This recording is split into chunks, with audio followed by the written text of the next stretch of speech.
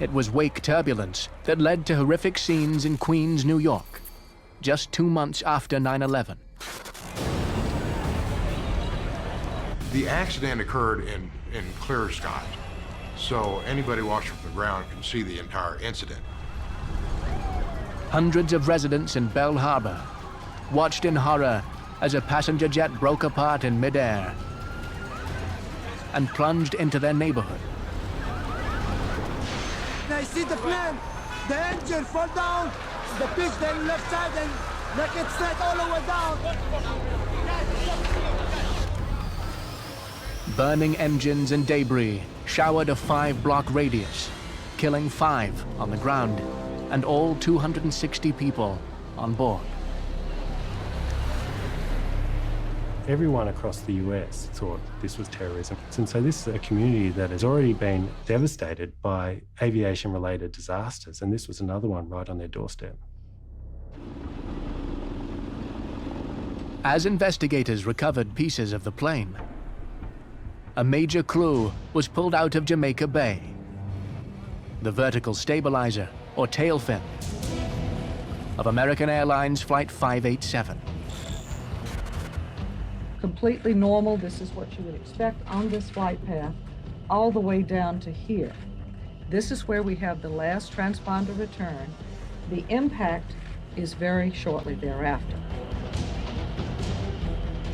The vertical fin appeared to have been torn off in mid-air. The vertical fin gives you directional stability. Without it, the aircraft became uncontrollable. What could have caused this type of damage on a perfect blue sky day, just a couple of minutes after takeoff? The preliminary investigation quickly ruled out terrorism. An aircraft took off slightly ahead, and it was a Japan Airlines 747. They're very heavy, of course, and they create quite significant wakes. When a wing produces lift, it generates a low-pressure region above the wing and a high-pressure region below the wing.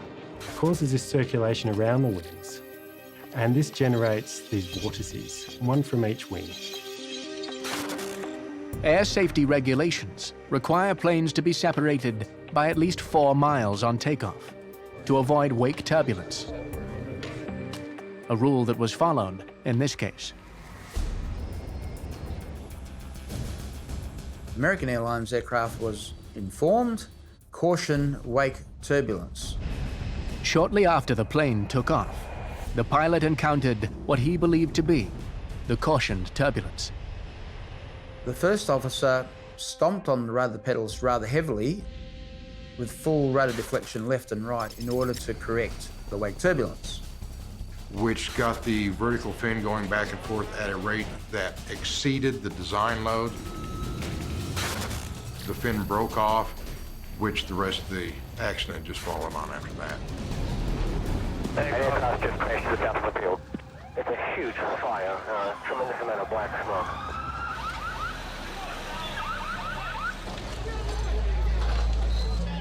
The official findings were pilot error by the first officer, who employed unnecessary and excessive use of the rudder. The question that's raised here, though, is why would a reasonable pilot do this? That causes into question, what was the training? The second thing would be, did the manufacturer tell the users to avoid extreme input in the rudder pedals? We're doing everything we can to deal with this, and I know that the people of New York can rise to any challenge.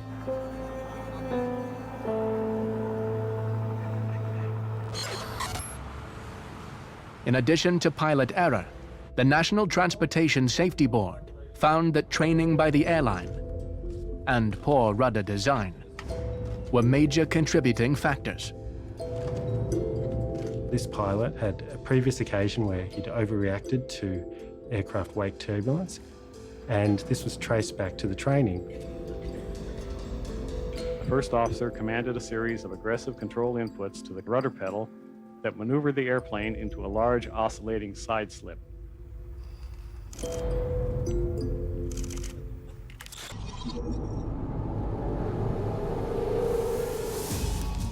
The world's deadliest flight disaster occurred in the Spanish Canary Islands 40 years ago. Before two Boeing 747 jumbos had even left the tarmac. Many of the dead still lie indiscriminately along the runway, are so badly burned as to defy identification. The Tenerife accident is the worst accident in aviation history, with over 500 people dying. As is almost always the case in fatal air accidents, not one, but a series of things went wrong.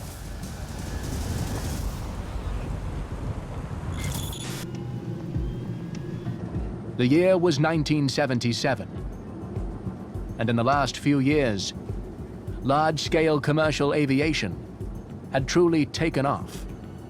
This is the age of the jumbo jet. So we have airplanes that are bigger than ever before, flying farther than ever before, with more passengers than ever before. Not all airports were equipped to cope with the changing demands. The main airport in the Canary Islands is Las Palmas. A bomb had gone off in the Las Palmas terminals. So all those airplanes, they were diverted to a secondary airport on Tenerife.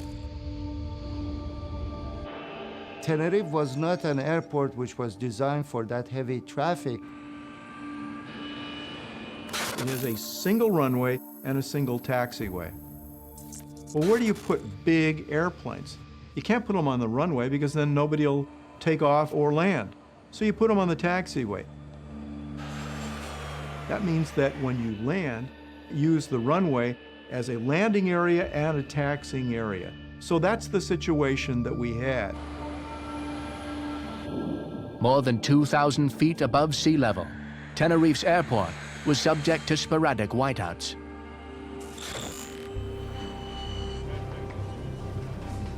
Awaiting instructions for takeoff that day were two loaded jumbos. Pan Am Flight 1736 and the Dutch KLM Flight 4805. KLM received instructions to taxi down the main runway, and Pan Am to follow. Pan Am were then advised to take the third exit. The crew of the Pan Am flight missed the taxiway. Now with the fog, they couldn't see each other. The air traffic controller couldn't see either aircraft either. So they're all working on radio procedures. KLM turned 180 degrees and readied for takeoff. So the clearances to taxi were given. The problem was that the KLM aircraft began its takeoff run before it had formal takeoff clearance. It appears that the captain had confused a departure clearance, which is a clearance for the aircraft to depart in a certain procedure, with the takeoff clearance, which he didn't yet have. KLM radioed at takeoff. The controller responded, "Okay, stand by for takeoff. I will call you." But in a tragic moment of radio interference, a loud squeal covered most of the sentence. Pan Am had stepped on the transmission. The problem with transmission reception is you can't both transmit and receive at the same time. Pan Am's communications had blocked KLM's, and KLM's captain only heard, "Okay." Rather than listening to that and saying, well, maybe there is some uncertainty, let's double check, he was all, kick the tyres, light the fires, let's get off and get in the air. KLM captain tried to lift the KLM aircraft off the ground to go over the other aircraft, but it wasn't able to do so. So it hit the other aircraft, smack centre in the fuselage. The entire first-class cabin behind the cockpit was torn out of the Pan Am craft, which immediately caught fire. KLM plunged back into the tarmac, erupted in flames, and disintegrated, killing all on board. This collision remains a gruesome, horrendous tragedy.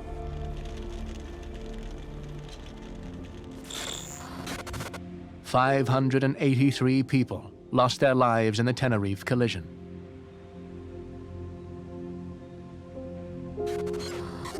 In the investigation that followed, the cause of the accident was put down to several factors. It was the combination of many factors, organizational factors in KLM, airport geometry, congestion of the airport, and the air traffic controller being basically unprepared for that volume of traffic. Ambiguous radio transmissions from both aircraft crew and traffic controllers was compounded by the poor visibility and lack of proper procedural checks. As an ex-air traffic controller, it sounded like he cleared him to take off. Every pilot learned a lesson on that day about foggy days means double check again, make sure that you know where all the other aircraft are.